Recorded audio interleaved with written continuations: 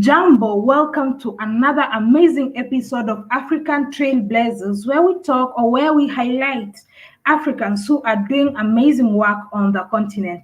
And today we are joined with an amazing guest. You love him, you've seen him on various social media platforms, you love to hear from him. So, without further ado, let's invite our guest.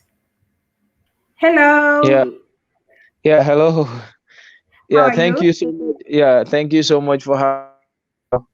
And thank you to our wonderful viewers. Yeah, it's your man Usman Toure from the Gambia. And I'm so glad to be here with you today. And I hope that we have a fruitful discussion and we get to know each other and as well as get to find ideas and solution to the African agenda. So, and how are the Gambian youth of your generation working to Hmm. address these socio-political concerns?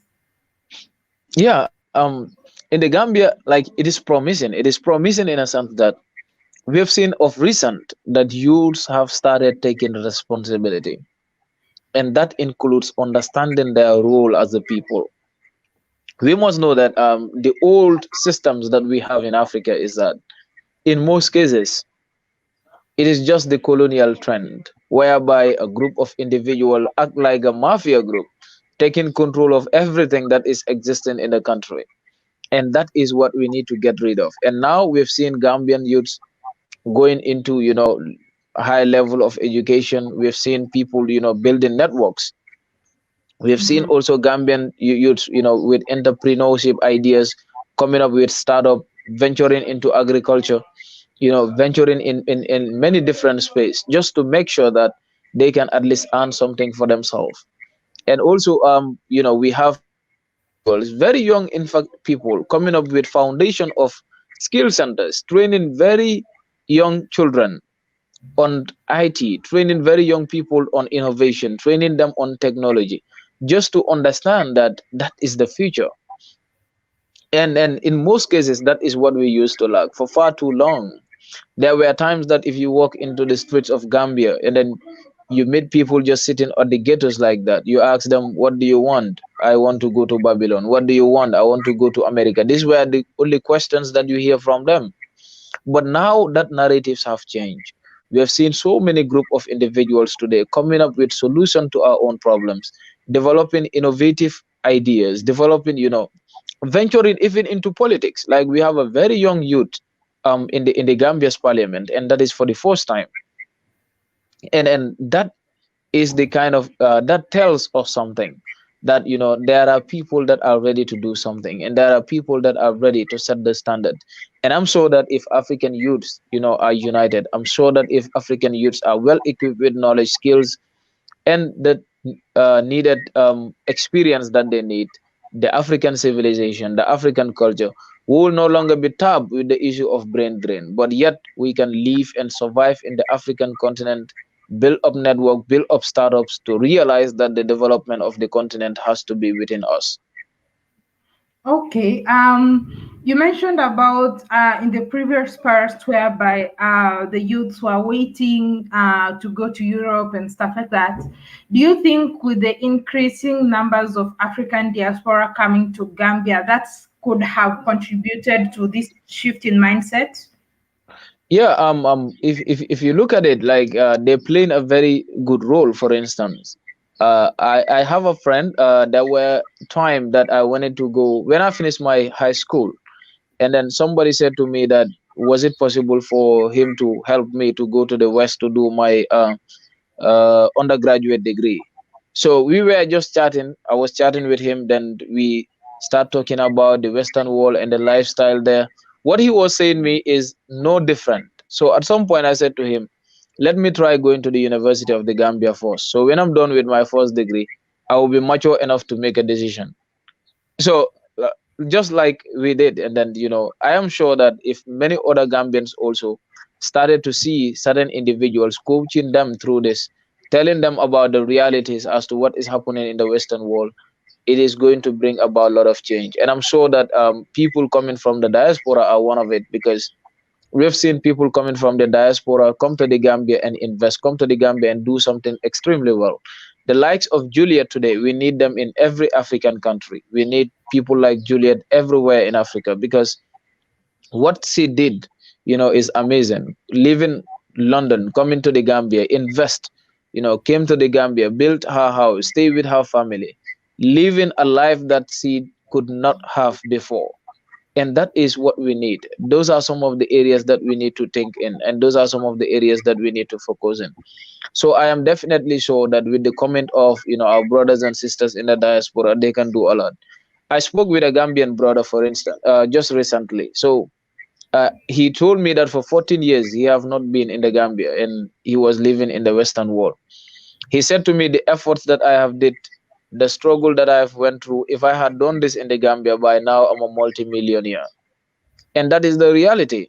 Like in some cases, we know that we have a problem in the Gambia. We have a problem in our society, but we also have the solution to those problems. So that is why we are saying that we just have to come together. Let us first solve the problem of unity, coming together as brothers and sisters, coming together as a nation, coming together as a people. Once we are able to establish that, then we will be able to register any development that we want. And what advice would you give African youths who feel hopeless and think that there are no opportunities for them on the continent? Yeah, we need to understand that Africa has a problem when it comes to giving hope to the African youths. First, that like the first step is, don't tell like African youths when they say they do not have hopes, that you just don't condemn them like that. First, accept them, get to know their own view, and get to know what do they really consider as hope, and what do they actually see in the Western world as to one or some of the reasons that are, of course, the pull factors. Because when people want to leave the continent, there are, of course, push factors, and when they are going into another society, is because there are pull factors. Now, how do we instill hope in the African people? That is first getting to equip them with skills, equip them with knowledge, equip them with things that are solution driven. For far too long, our education system have been failing us, and that is why people just want to leave whenever they complete their schooling, because they do not see anything that they will be able to do. For instance, you go to school from grade 1 to grade 12, you graduate, there is no skill, there's no job that you can do. You have to go and start fresh, to do a skill training, to do a mentoring training, to go and start fresh, to look into what career you should take. When in other societies, somebody that did, for instance, 12 years in school is already somewhere. So that is what we need to reconsider. How do we change the curriculum itself, set the standard of development, and then set the standard of education that is going to enable the African youths to rely on the African reality, to rely on the African society for their own development? It is possible. We just have to be creative. We just have to be innovative. We must also make sure that our leaders open up and make our societies, a better place for the African youths. We are tired of having leaders that are in power only for their own interests, or only for the interests of their parties and in the interest of their families. Let us make sure that we put in people that are going to be able to drive the African agenda. We put in people in power that are going to look into the generations to come. There is this saying that, I'm sorry to say, but like um, politicians only look into next election, and statesmen consider the next generations. So that is the difference that we need to look into. We are tired of seeing the old type of the African politician. We need real statesmen, that people that even if they are no longer in power, they will continue to be productive to the society. Today, Thomas Sankara is gone, but he is still an inspiration to many African youths. Today, if you look at Dr. Sam, the one that led Namibia to independence, today he is no longer in power, but his legacy his institutions, his farms are still going on. And that is the work of a statesman. That is what people need to consider. And that is what we look forward to. So there is hope in the continent, but first we have to solve the leadership issue, solve the educational problem, equip people with the right knowledge, and then give them the opportunity to excel, give them the opportunity to realize their potentials, their talents, create markets where people can sell their ideas, where people can sell their products. But if we just focus on our borders and etc., it still makes it difficult. These borders are nothing, and we need to understand that they were set to limit our market, to limit our potentials as a continent. But once we start opening up, that even me being in the Gambia today, I can still import and export with with people in Nigeria and etc. in a very fast mechanism, creating structures that link country from one country to another, creating road networks that connect us together, just as it is happening today in East African countries. That are some of the areas that we need to look into, because if you look into Europe today, for instance, I do not like driving lessons from them, but you also come to realize that they were able to do something that makes them powerful today, and that is building the network, building cooperation among themselves. Today, if German is to go dark, France can provide them with electricity. If Italy is to go dark, Germany can provide them with electricity instantly. But today, if the Gambia is going dark, Senegal is surrounding the Gambia in three sides and they cannot power us. That is the problem we have. That is the problem we have as a continent. We must have to understand the border differences, coming together, knowing that these borders mean nothing to the African people. What matters is our development. What matters is our people. What matters is ourselves as a nation. And we start powering that. That is how all other nations did it. You look at the Jewish people, you look at the Chinese today. That is the network they bring about within themselves, solve so many problems in their societies, and set their development patterns. So we also have a responsibility in making sure that we start connecting from one country to another, connecting from one region to another, better facilitating the trade. Like we have the free trade agreement, for instance, but in most cases we have a problem of implementation.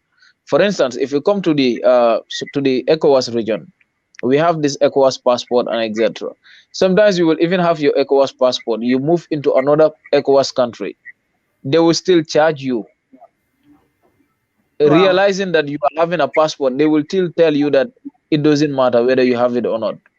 It is happening in our own zones. It is happening with our own authorities. So we have a problem of implementation.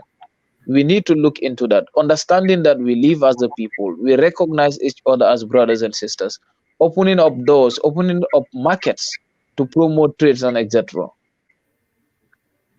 Wow, wow. And why do you think that African youths are eager to leave the continent for America, Europe, taking the risk, whatever it takes to get to the other side? And what steps do you think we need to do to prevent that? Yeah, just as I was saying before, that when we talk about migration, there are push and pull factors. And first, we must understand that it is of an individual's right to move to wherever they feel like being. But then, how do we come to arrive at what is happening today? When Gaddafi was in power back in Libya, people were still going to the Western Wall. But why was it that people, whenever they go to Libya, we don't hear them dying in the Mediterranean Sea during the Gaddafi regime? It's because Libya was built in a way that it was in Africa, but still looked like just the European countries in Africa. And in fact, it was more than them, because they had a welfare service, they had a system in power, they were able to equip their youths. People were going, but Libyans were not. Libyans only know of Libya during the time of Gaddafi because they found everything in that country. But once Libya was destroyed. When Gaddafi was killed, it does not just end with Libya. Many African leaders were sitting down thinking that nothing will happen to their own countries. But when Gaddafi left, what happened? Today, how many thousands of Gambians die in the Mediterranean Sea? How many thousands of Senegalese, of Nigerians, of Ghanaians are dying in the Mediterranean Sea? They did because the leadership in Libya was defeated. The development in Libya was defeated. And another issue that we need to understand is globalization itself. Today, they make us to understand that we live in a global village, that we have to modernize, we have to globalize as a people in order for us to register the development that we want. If globalization is true, why should our brothers and sisters die in the Mediterranean Sea?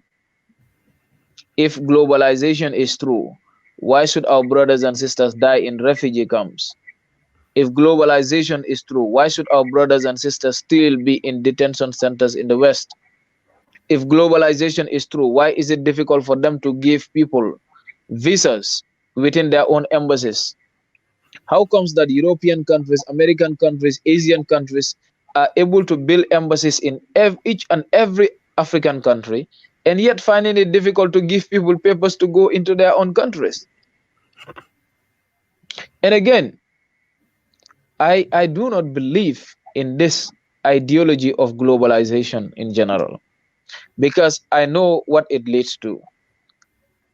If you look at it, now our markets are being destroyed, our indigenous industries are being destroyed in the name of globalization. They've made us to open up our markets to the Western world, to open up our markets with the Asians, to open up our markets with any other part of the world. But how do we benefit from the global trade? What are we feeding the world and what are we receiving from the world? That becomes the big question. We are tired of feeding the world with raw materials, our copper, our cotton, our minerals. Everything is going to the Western world in the name of globalization. Coming back, you look at the industries. Today, our industries in the African continent are weakened by the same Western products because they've opened up in the name of globalization. Importing their own materials become cheaper than producing materials within the African continent. And again, we look at the culture and we look at the ideas in terms of globalization. Today, the Western world, the Asian countries and etc. are able to use their medias, platforms to dominate and to influence ideas, perception, the way we think about our own reality, the way we think about our own culture, the way we think about our own continent, today in most cases is determined by the mainstream media where we derive information from. So those are some of the areas that are coming up as a result of globalization. Now, if you read this idea of Samir Amin in his own words, like the linking, as it was done by the Asian tigers today, countries like China and etc. realized that when they wanted to register real development, having to trade with Western worlds were going to crumple their own markets. What did they do? They had to delink their society, focus Yeah. on their own reality. It is not an easy job, but they have to do it. And within 20 to 30 years, China was able to move 800 million people out of poverty to become middle income individuals. If you look at Vietnam, for instance, back in 75, back in 73, 75, the Vietnamese War, which we all know, that country was down to zero. But what happened? They had to come together, unite themselves, and today they are much better than African countries. If you look at a country like Singapore, they gained independence the same year with the Gambia. But what happened? Gambia was called a multi-party democracy because it was, the first country to adopt multi-party democracy in Africa. They look at it as the smiling coast. Everybody was praising the Gambia, not knowing that that was its own doom. When Singapore was registering huge economic development, we were focusing on the political competition. Today, where is Singapore and where is the Gambia? Those are some of the things that we need to understand. And another issue is we need to understand the policies that we keep taking. We have to do away with the Eurocentric policies. If you look at it, in many times we have like policies being introduced in Africa by the international institutions like the World Bank, the IMF, and etc., telling us the kind of policies that we should adopt in our own countries. And these policies, in most cases, does not work. We have seen the Structural Adjustment Plan, the SAPS in the Gambia, and many other sub-Saharan Africa. It has resulted to hunger. It has resulted, to changing the image from a potential investment continent to a continent that needs donor. The same thing is what happened to Zimbabweans back in 1990, resulting to, lot of struggle in Zimbabwe, loss of job because of sanctions and adopting policies that doesn't work for their own reality. And again, if you read a book by Dambisa Moyo on debt aid, it explains that particular picture, that the aid that we were receiving at the time have in some way or the other make African governments so lazy that they think it was not in their own responsibility to provide the works that they needed to do for their own people. Those are some of the areas that we need to look into. And we need to understand that we can do it as a people, but we have to come together first, understand our common enemy, and then work together as an agenda in defeating them. Oh, awesome. And what skills should African youth pursue in order to become future leaders and entrepreneurs, and just be happy being in the continent? Yeah, and I think the skill that we need has to be embedded with our own curriculum. How do we make sure that you don't go to school to learn a language alone? Language are important. Like it's good for us to speak many languages as much as we can. Like I actually speak different languages, and I look forward to speaking more and more because that will enable you to be able to network. But then, how do we make sure that we have skills embedded in our education system? That even if you are in school, it opens up yourself to entrepreneurial skills, that you start becoming creative, you start becoming innovative from the early age of your schooling. That will equip you to be able to take responsibility, to develop ideas as you grow, and to have a channel that you can follow, and to be able to nurture your talent as an individual. Leadership, for instance, when we talk about leadership, I don't even believe that we should go to school to learn about leadership, because that is embedded in the African culture. If you come from an African family, your father, your mother, the parenting at the parenting level, they teach you about accountability. They teach you about transparency. They teach you about kindness.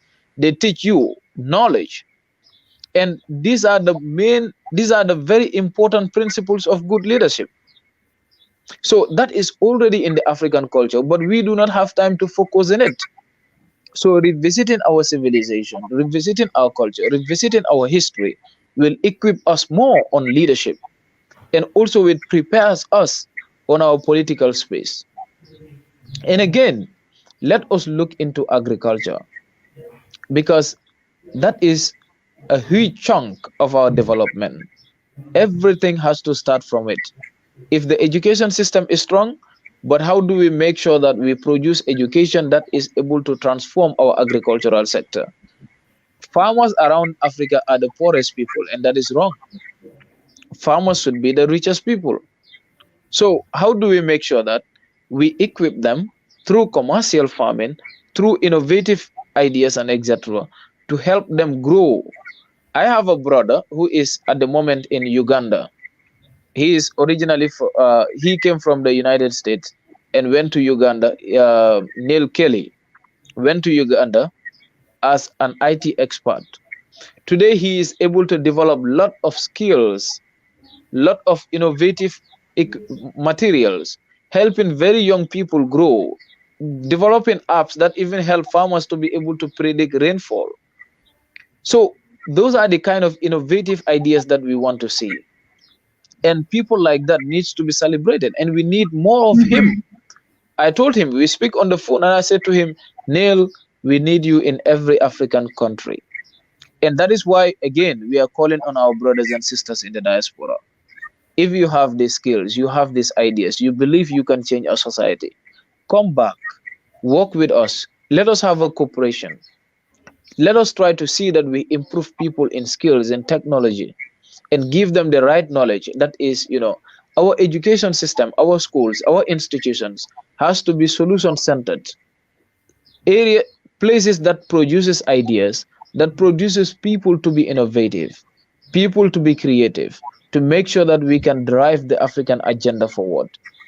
And on leadership, on agriculture, on economic, on entrepreneurship, these are all areas where we need people in, and we can really do something if all of us have, make in efforts to see that we register the kind of development that we want to see. Awesome. Something that you mentioned about agriculture, is there this mindset also in the Gambia that agriculture or farming is for the old and people in the villages, it's not fashionable? Is that sort of mindset? Because I've observed that in a number of African countries. Yeah, like that has always been the norm, even in the Gambia, whereby people in many cases think that farming is for the poor. Farming is not for us also as youths. And that is because when you grow up looking at farmers in our own societies, they are the poorest people. This is a reality. And if, for instance, I am growing up seeing that, yes, farmers here just have to leave, continue farming, you die, your son also will also take the same step, then I will find it hard to look up to them for any other thing, for motivation or to take actions or whatsoever. I came from a family that has a background of farming. My father, my mom are all farmers, and they are up till now farming. So what I came to understand is that I have this kind of stand and this kind of approaches when it comes to farming because I was nurtured in that kind of a society. I was going to the farm, the same time going to school. So in most cases, I get to know some of these problems, some of these realities that they're facing. But now we have seen many youths in the Gambia venturing into farming, going to the university to read about agriculture. And that was not happening before. I have my friend, I am in fact older than him, Sehtijan Jallo. We met in the University of the Gambia, and he developed an idea called urban gardening. He started at his own backyard, and now he's doing extremely well. So those are some of the things that we have been seeing in recent days, and we want to nurture that. We want to make sure that people like him, people like others, are empowered in farming, building up, skills, empowering them. Because in most cases, if you come to the Gambia, our budget usually every year, farming is number one. Like agriculture is number one in the national budget, or sometimes infrastructure. But you also come to realize that how can we be putting all this money in agriculture and yet farmers are poor? That becomes another big question. That is to say, the money usually doesn't get to them. So we have to fight those institutions that are taking public fund into private uses and etc., and then making sure that farmers are better equipped, are better empowered, and then to create markets for them. If you come to the Gambia during the mango season or during watermelon seasons and etc., you in fact feel bad because you see an individual with a full truck of mango in the street and they cannot sell it to anyone. It ends up spoiling. So what if we had a market that can take that directly from the farmers? What if we had industries that we are going to take that directly from the farmers? They will never face those kind of challenges. So that is why we are saying we need to start looking into how we can invest in transforming our own indigenous industries to meet the demand of the society and to be able to absorb our own products, our own farm products, and etc., and producing outcomes out of it. Oh, awesome. So that also means we also need like processing industry, manufacturing to maybe Yeah, transform those watermelons into juice or into something that yeah, they can be sold at or yeah, preserved such that they can be in use at when they are out of season, so people can actually enjoy the benefits of those mangoes or watermelons throughout the yeah, year, or if possible also be able to be in a position to export to other countries abroad. yeah. Knowing that the youths are the future, what should Mhm, parents, adults, mhm. leaders know in order to utilize us for the betterment of Africa? Yeah, What I can think what they need to do. Yeah, I right? think what they need to do is to open up and give leaders, youths, the opportunity to, be with them, and allow them and give them the opportunity for them to, exhibit their talents and what they really think. Involve them in decision making. Give them the confidence. Give them the experience for them to understand that they are equally part of the society. But in most cases, like we have this problem of, people monopolizing the decision making institutions full of adults, all of them deciding for the future that they are not going to witness. And that is wrong. So, what we are saying is that they need to have youths in every sector, youths in every institution. Start empowering them, equipping them with the necessary skills, giving them the knowledge, opening up for them to learn. And it is only through that we can, be able to realize and get control of the future that we want. Because to me, like, I don't just see youths as future leaders, I see them as, in fact, the leaders of today. Because wherever the things that are working today has to be in the hands of the youths, because they are the active population. And it is through the service of the youths that we can protect the old and we can protect the young. So that is why in every given society, and Africa is blessed with this, that it has a youthful population. We just have to give youths the right skills, the right knowledge, and open up for them to exhibit their talent without fear, for them to exhibit their talent with an environment, with a peaceful atmosphere. And therefore, they will be able to move a lot of things together with us. And what would be your advice to African leaders, politicians? Yeah, yeah, I think, like, to all African leaders, something that they really need to understand is understanding the people that they are leading. We elect people as leaders, but it doesn't mean that we're electing them as masters. They're supposed to be our servants. And they need to understand that the problem of Africa today is a problem of leadership. Leaders have to be visionary, and leaders have to be knowledgeable.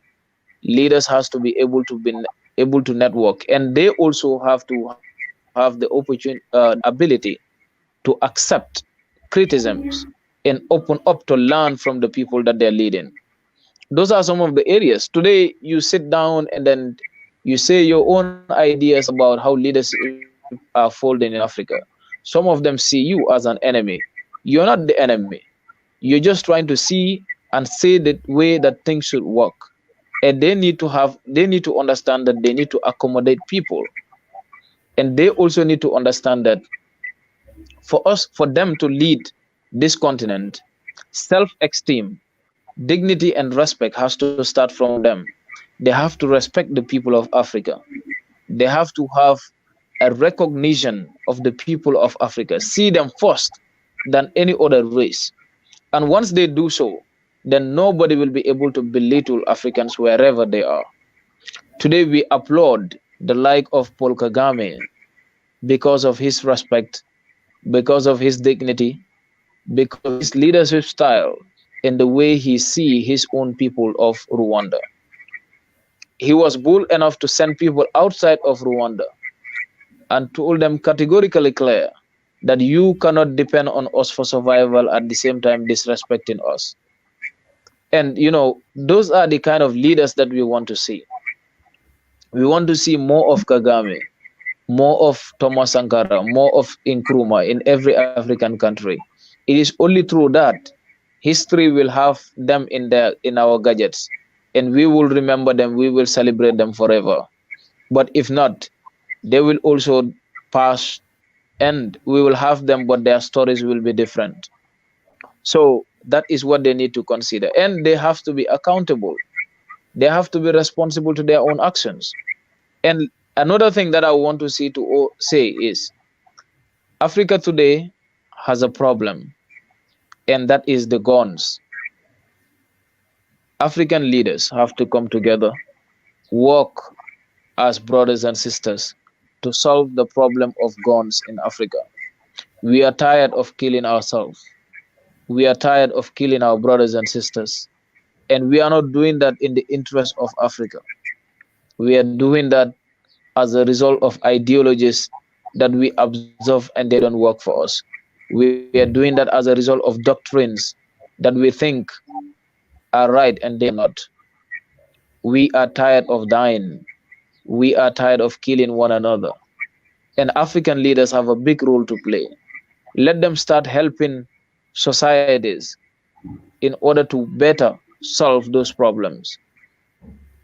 Let them start looking at the African collective interest, that Gambia is not at peace if Somalia is fighting, that Ghana is not at peace if South Sudan is fighting, that Kenya is not at peace if Ethiopia is at war.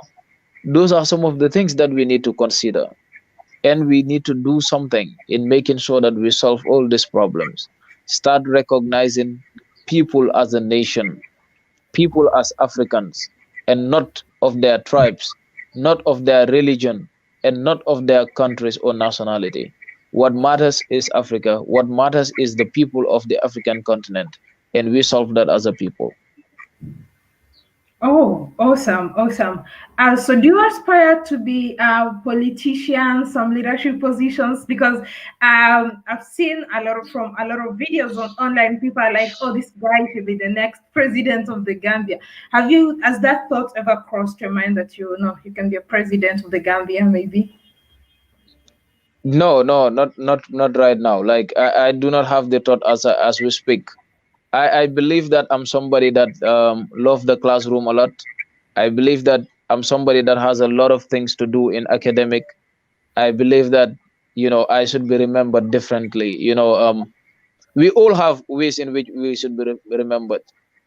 Today, if you like, my role model is Thomas Sankara, but I believe we should be remembered differently. Maybe he was remembered because of the struggle, because of his idea for the people of Burkinabe. And maybe I should be remembered for the ideas I produce, for the development models that I will design in the future for the African continent. And people can be remembered differently. But I also believe that our role today is just like Edward Francis Small of the Gambia said back in his days, back in 1928, in 1929. He was asked about presidency in the Gambia. He said his main mission is liberating the people, that they will be able to determine their own destiny. They will be able to have a breed of leaders that will lead the Gambia to independence with or without him. So if I focus on Gambia to become leader in the Gambia, at some point I am limiting my potentials. I believe that I can go beyond that, and that is through academic. And I'll continue to focus on my academic struggle, and we will always be doing things like this.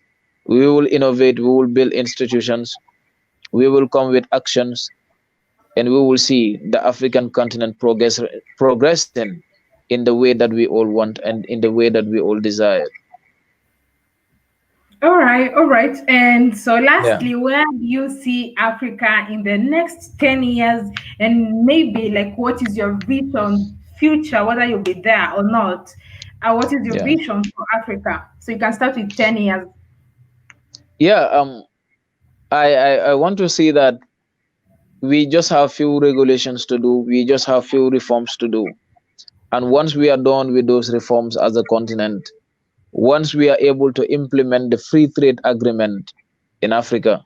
Once we are able to develop currency within the African continent that we can use as a people in the near future, then therefore Africa will realize its development pattern, and therefore Africa will be the new paradise of the world in the near future. And that can happen even within 10 or 20 years.